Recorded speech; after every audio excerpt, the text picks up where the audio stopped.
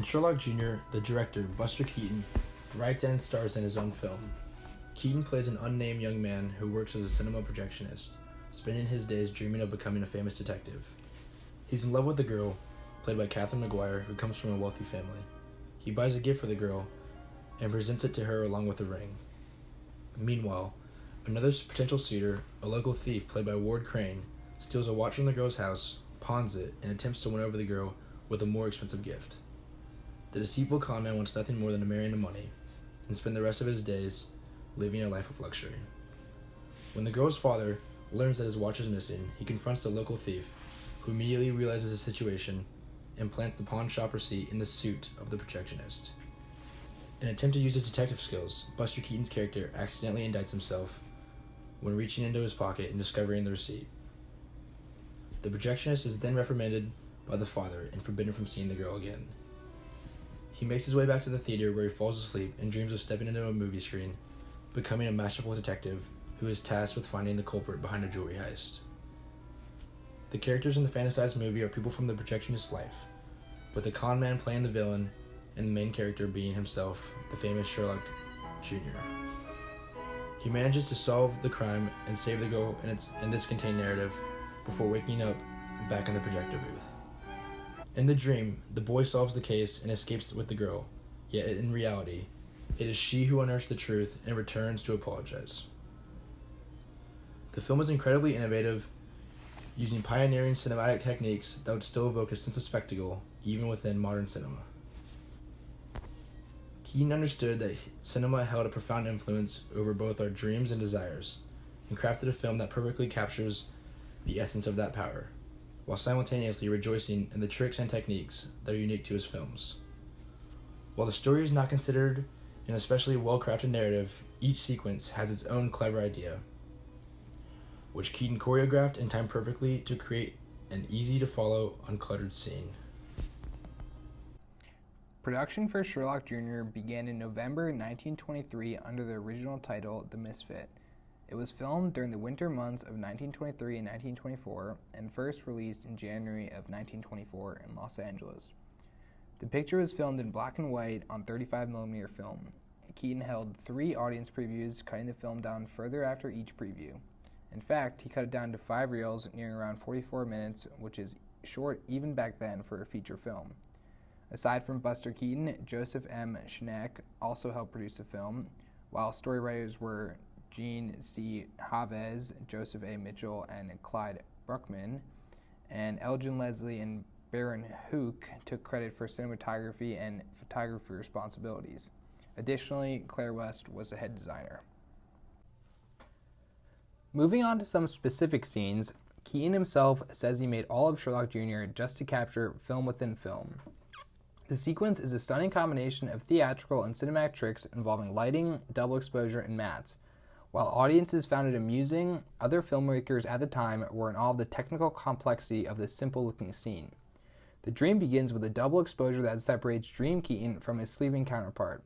As the Hearts and Pearls movie begins on screen, the characters transform via simple fading effects from the projected movie's actors into the people the dreamer knows in real life. This fading allows Buster to jump from the orchestra pit into the film and be thrown onto the stage and back into the audience. Keaton, the director, used simple cuts to the background as the stage set is replaced by a piece of film showing the front door of a mansion. Keaton's cameraman, Elgin Leslie, first filmed the theater set, then rewound the camera to the beginning of the scene and filmed on location to shoot the beginning of the film within a film. Leslie inverted the process, removing the black tape from the area inside the movie screen and blacking out the theater section. Surveyor instruments were used to precisely match his position on screen as his character jumps from one dangerous environment to another until he finally pops up in a garden and the movie fades out. Keaton's predicament is emphasized by his reactions, all of which are believable, not to mention funny. Keaton expertly manipulates the sense of reality using clever editing and staging. This scene epitomizes the film's exploration of cinema and reality. Shot from long distance, including the audience and the stage, this frame gives the impression the viewer is in the theater watching the events unfold. In this next scene, Buster shows off his skills at the pool table without the help of special effects. He created many of the shots by practicing with one powder ball at a time. The pattern on the balls will leave a path on the pool table felt. With these patterned balls, he practiced to the point where he could hit the most difficult shots for an entire game.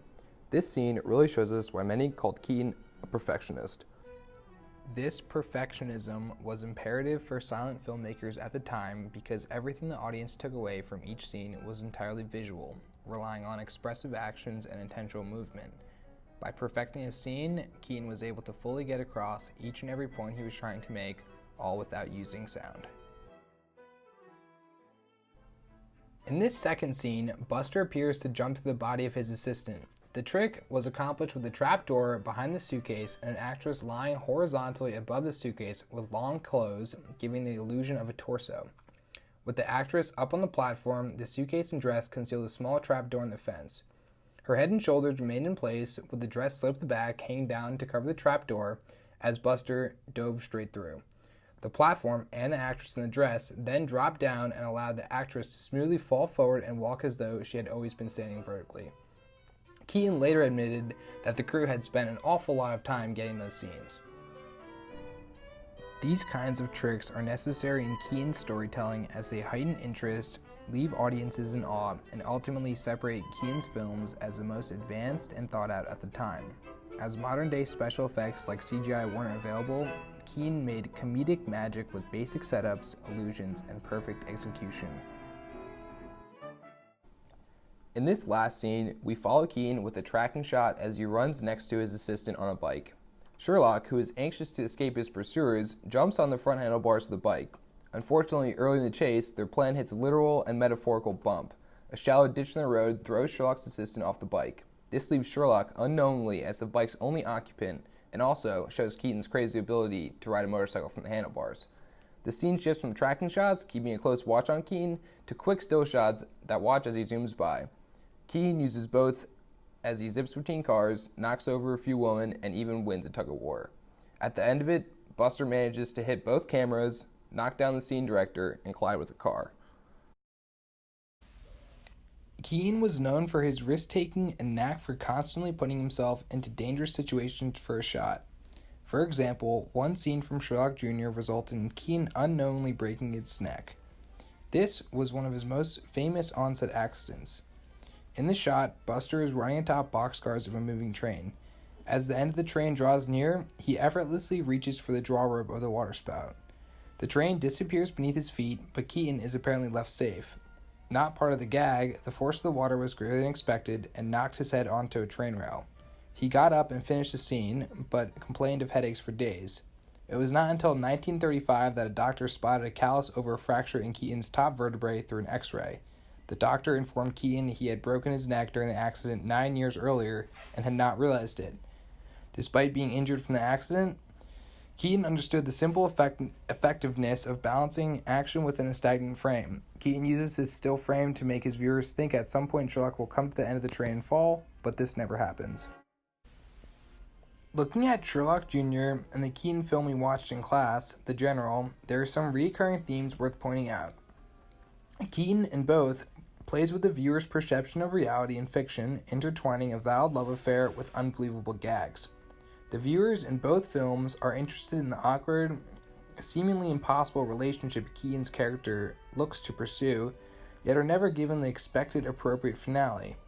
Keaton further plays with emotions, making an obvious effort to make his character seem socially unaware and stone-faced. Throughout the movie, the viewers feel similar to the secondary characters, cringing at his mishaps, but more importantly, the viewers see Keaton as defying the outside world, making any and all attempts to fit in. This defiance is rewarded in both movies, as in the end we see Keaton's character as an integrated, accomplished man.